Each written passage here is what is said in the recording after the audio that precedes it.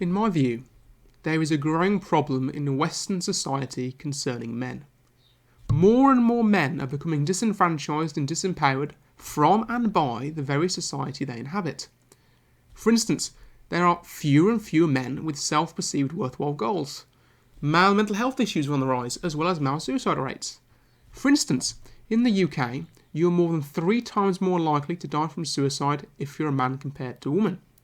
3.5 times more likely if you're in Australia, and 4 times more likely if you're in America.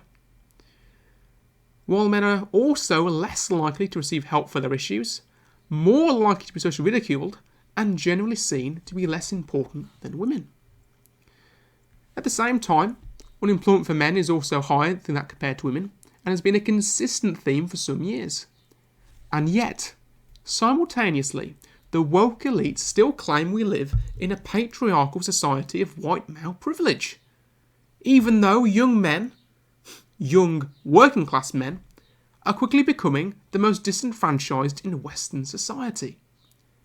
Conversely, the same masculine traits that are demonised in men by the left are glorified in women.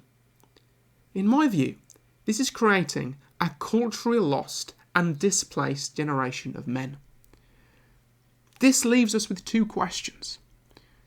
Question number 1, what has happened in the 21st century to change men so dramatically compared to their forebears? And secondly, and most importantly, what can be done about it now?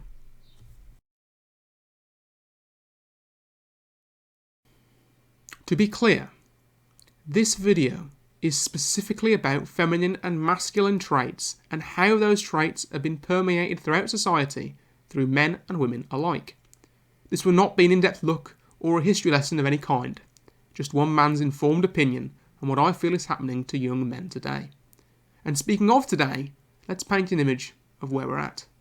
Up until the 21st century, the feminist movements largely advocated for equality. The shift we see now is in the advocacy of female dominance and the abolition of conventional masculinity in men. Up until recent history, male and female roles were fixed and separate. This way of being is over. The roles have changed, and the reality of this new situation is irreversibly different. This has been a long process that started in the 1960s, where men began to magnify typical feminine qualities.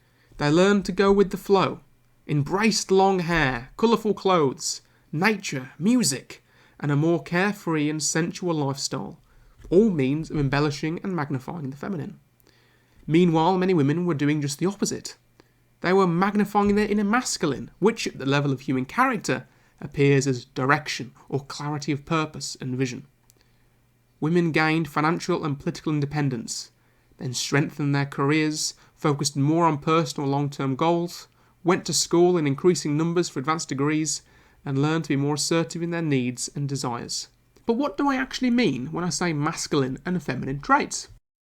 Conventional masculine traits include being strong, controlled and focused, powerful and centred with a clear, directed sense of purpose, a desire for freedom, to go on a hero's journey, a desire to be needed and respected by those around him.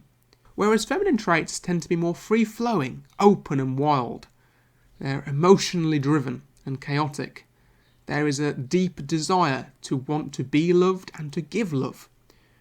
The feminine needs to be reassured, to be given attention, and a great inner desire for trust, connection and praise. Now more than ever, we're seeing more masculine traits in women and more feminine traits in men. Now, this isn't necessarily a bad thing in of itself. In fact, more feminine traits in men in a romantic, intimate setting can enhance a relationship tremendously, and masculine traits in women can give them the structure to really achieve their career aspirations. These traits aren't good or bad. Everyone is capable of showing varying degrees of these traits in their own behaviour. The problem comes when we enhance and magnify some traits and decrease and diminish others, which go against a person's natural balance between the inner masculine and the inner feminine. And unfortunately, that's exactly where we find ourselves now. The destruction of discipline and the erosion of the heroic narrative in the mainstream. Let me ask you this. When was the last time you heard of a heroic war story in the mainstream? When was the last time you heard of the good news about a man saving a life just because he could, whilst also risking his own? More than likely you can't remember.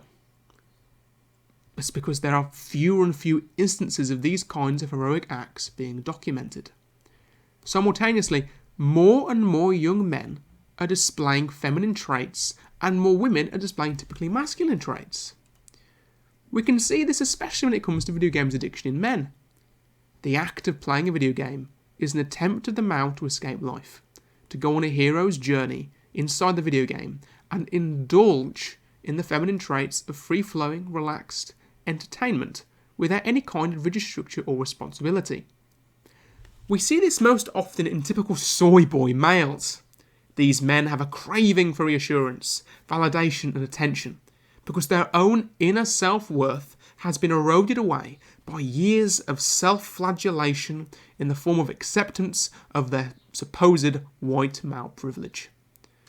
This overindulgence in demasculating ideology has created the environment of a lost generation of men. Men without role models as fathers that are either absent or lacking in primal masculine discipline, aim, or purpose. A society that has come far away from the war movies, westerns, and adventure movies of old, where you could have a competent, adventurous, and driven male lead role without apologising for it. A great contrast to now, where we have male characters cast as useless, inferior, smooth brains who need to be saved by a feminine lead.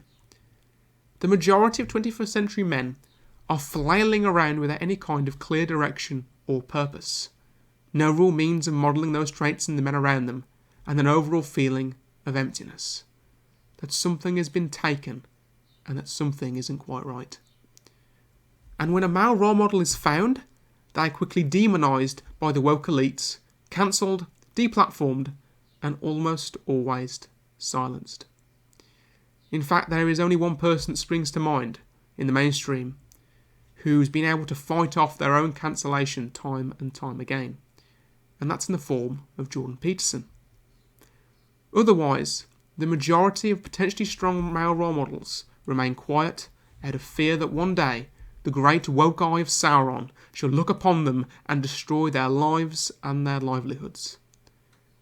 So without any kind of strong male role models in mainstream media, men are left here to find their own way by themselves, walking what feels like a desert in the search of that which has been taken.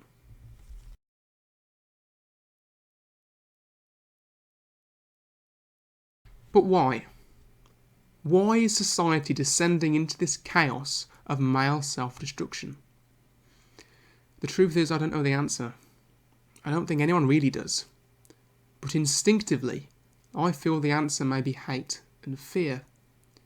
The fear that the vocal minority of woke elites have of strong, driven, purposeful men. The concern is no longer for the empowerment of women.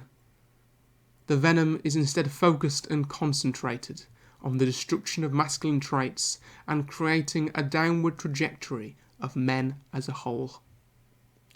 Much like how the bully fears ridicule, so it picks on the weakest to assert dominance.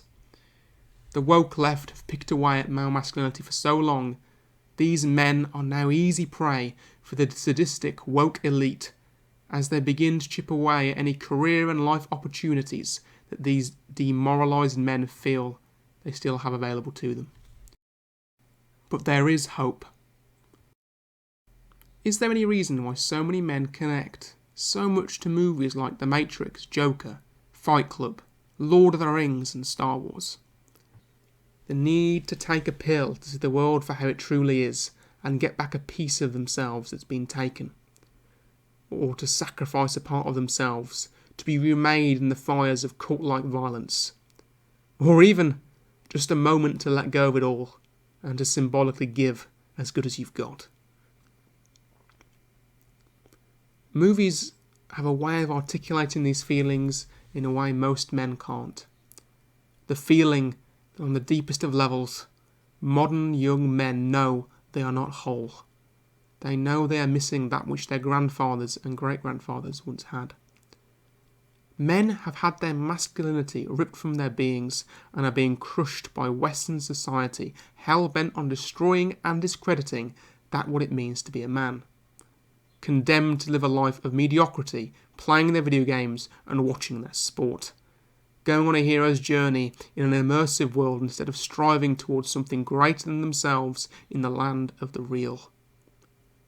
So what can man do against such reckless hate when the cards are stacked against them? In the movie The Lord of the Rings, there is a great moment where the beacons are lit, when hope is rekindled across Middle-earth as Gondor calls for aid. The way forwards for each man, for each one of us, is to be a beacon in our own right, to go on a path of self-discovery, immersing ourselves in old stories of the masculine traits of old, and to become the light that shines the way forward for more men. If each one of us takes back what was taken, it makes it easier for the next man, and the next, and the next. The vocal minority have reigned triumphant over these areas of thought and had far too much power for far too long. It's time for each man, for each one of us to claim back our own sense of true masculinity and embrace what it means to be a man with pride. Because it's that inner strength of will that brought us here today. Light your own beacon, so the next man you inspire lights his. So the only question remains is, will you answer the call?